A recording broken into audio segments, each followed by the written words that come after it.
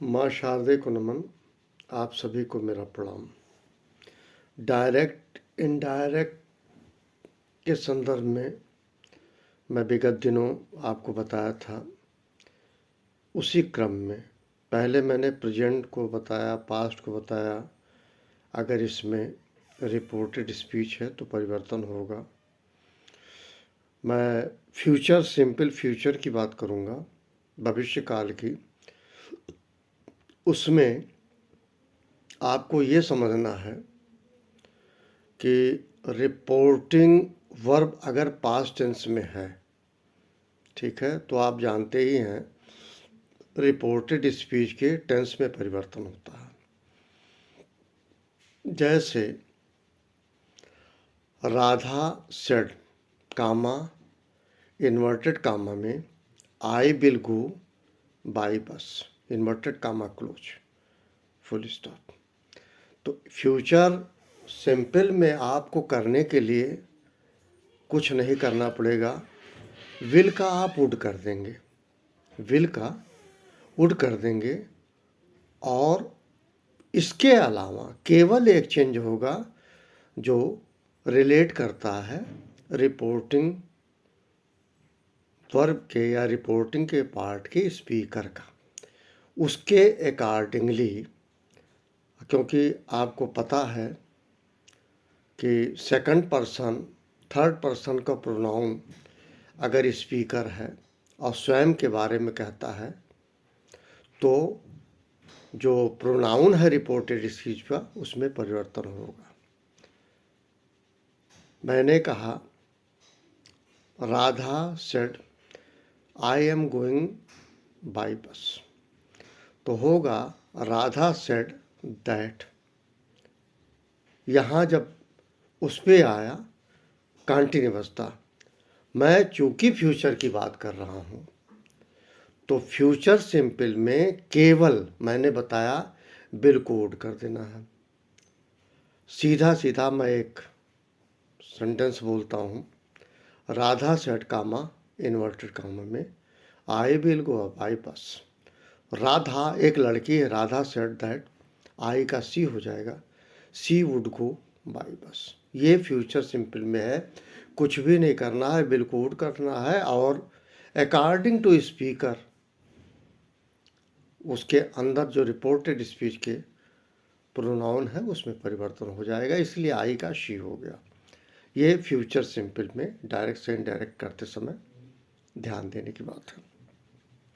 दूसरी चीज़, मैं एक चीज़ और बताना चाह रहा हूँ कि अगर स्पीकर किसी को संबोधित करके, किसी का नाम लेके कुछ कह रहा है, किसी का नाम लेके कुछ कह रहा है, तो उसका परिवर्तन इस तरह से होगा।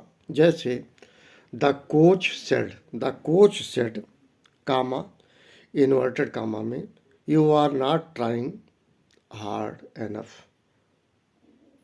राम। कोच सेड, तो कोच किसको कह रहा है? कोच राम को कह रहा है। The coach told Ram that he was not trying hard enough. ये हो गया कंप्लीट। मतलब क्या हो गया, अगर स्पीकर किसी को रिफ़र कर रहा तो उस रिफ़र को, उसका नाम आप रिपोर्टिंग वर्ब से और रिपोर्टेड स्पीच से दोनों को जब मिलाएंगे तो आप उस व्यक्ति का नाम इधर ले आएंगे, सेड टू समझ लीजिए इस तरह से, तो वो हो जाएगा टोल्ड, उसका नाम हो जाएगा। उसके बाद दैट लगा के अकॉर्डिंग टू स्पीकर आप चेंज कर देंगे। ये एक बात है। दूसरी बात, मैं ये चीज़ और बताने की कोशिश कर रहा हूँ, सभी लोग जान लें कि बहुत अच्छे तरीके से डायरेक्ट इनडायरेक्ट में वो ये है dear, some other changes that takes place if the reporting verb is in the past tense. Clear? मतलब अगर रिपोर्टिंग वर्ब पास्ट टेंस में है तो रिपोर्टेड स्पीच के कुछ वर्ड्स में या कह लीजिए कई चीज़ें हो सकती हैं, प्रीपोजिशन हो सकता है, कंजक्शन हो सकता है या और भी चीज़ हो सकता है, तो वो चेंज कंपल्सरी करेंगे बशर्ते रिपोर्टिंग वर्ब पास्ट टेंस में हो। वो होगा बिल का वुड, मस्ट का हैड टू, मे का माइट, दीज का दोज, नाउ का देन, टुडे का दैट डे, यस्टरडे का the previous day, last night the previous night, can, could, shall, should, this, that, here, there, ago, before, tonight, that night, tomorrow, the next day, उसके बाद next week, the following week. ये चीज़ें कभी गलती मत कीजिएगा, reported speech के अंतर्गत या कोटेड स्पीच के अंदर ये चीज़ें आती हैं। जैसे कोई ने कहा मैं कल काम करूँगा, तो आई वुड करोगे तो कल का जो है आप चेंज कर देंगे टुमारो का टू द नेक्स्ट डे। ये भी बहुत आवश्यक है, समझना बहुत ज़रूरी है। बाकी और भी बहुत सारी बातें हैं, धीरे धीरे बताऊंगा, पर एक चीज़ मैं पुनः कह रहा हूँ कि डायरेक्ट स्पीच में दो पार्ट होते हैं। एक होता है रिपोर्टेड का या रिपोर्टर का, और एक होता है कोटेड का। मैं फिर कह रहा हूँ, कोटेड वो शब्द है या वो वाक्य है जो किसी के द्वारा कही हुई बात को, हूबहू बात को कोई व्यक्ति किसी और को कहता है। तो इस प्रकार से पूरे डायरेक्ट स्पीच के पोर्शन में आप देखेंगे, पहला मतलब अगर मैं कहूँ एसोसिएशन है दो वाक्यों का, पहला जो स्पीकर का है, दूसरा जो रिपोर्टेड है, किसी ने कुछ कहा है। जैसे मैं एक एग्जाम्पल दूँ, राधा सेड कामा, राधा हो गई रिपोर्टर और सेड हो गया रिपोर्टिंग वर्ब कामा, फिर इन्वर्टेड कामा में I am going to Munshi Pulia, inverted comma close, full stop. अब डायरेक्ट से इनडायरेक्ट करने में आप देखेंगे तीन पार्ट हुआ। पहला हुआ रिपोर्टर का, दूसरा रिपोर्टेड का। रिपोर्टर में मैंने बताया स्पीकर का ध्यान रखना होता है, स्पीकर क्या है, मेल है फीमेल है, उसका विशेष ध्यान रखेंगे, क्योंकि आप रिपोर्टेड स्पीच के चीज़ों को जब इन्वर्टेड कामा हटाएंगे तो बीच में आप दैट कंजक्शन का प्रयोग करेंगे।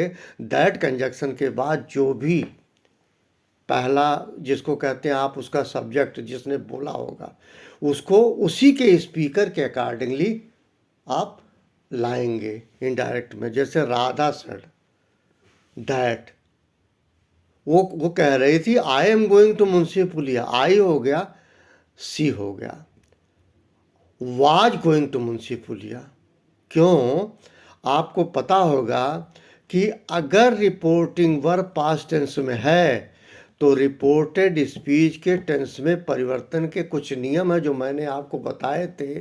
उसमें ये जो क्वेश्चन मैंने बताया है ये क्लियर है कि present continuous will be change into past continuous. मतलब राधा मुंशी पुलिया जा रही थी, पहले राधा कही मैं मुंशी पुलिया जा रही हूँ, उसके बाद जब इनडायरेक्ट किए तो Radha said that she was going to Munshi Puliya, ये कंप्लीट हो गया।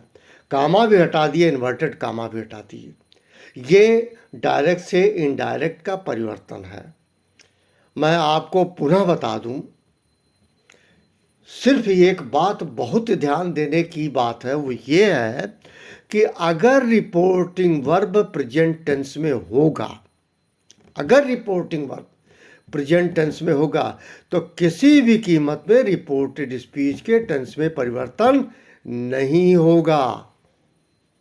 इसका ये कतई मतलब नहीं है कि प्रोनाउन में परिवर्तन नहीं होगा, केवल टेंस में परिवर्तन नहीं होगा, प्रोनाउन में परिवर्तन होगा अकॉर्डिंग टू स्पीकर। अब अकॉर्डिंग टू स्पीकर में मैंने बताया हुआ है, अगर फर्स्ट पर्सन का प्रोनाउन ठीक है तो कोई परिवर्तन नहीं होगा प्रोनाउन में रिपोर्टेड स्पीच के। दूसरा मैंने बताया सेकंड थर्ड पर्सन का प्रोनाउन है, किसी और के बारे में कह रहा है तब भी कोई परिवर्तन नहीं होगा। तीसरा मैंने ये कहा था सेकंड एंड थर्ड पर्सन का प्रोनाउन अगर स्पीकर स्वयं के बारे में कह रहा है तो रिपोर्टेड स्पीच के टेंस में परिवर्तन होगा, होने के साथ साथ जो प्रोनाउन है उसमें परिवर्तन होगा।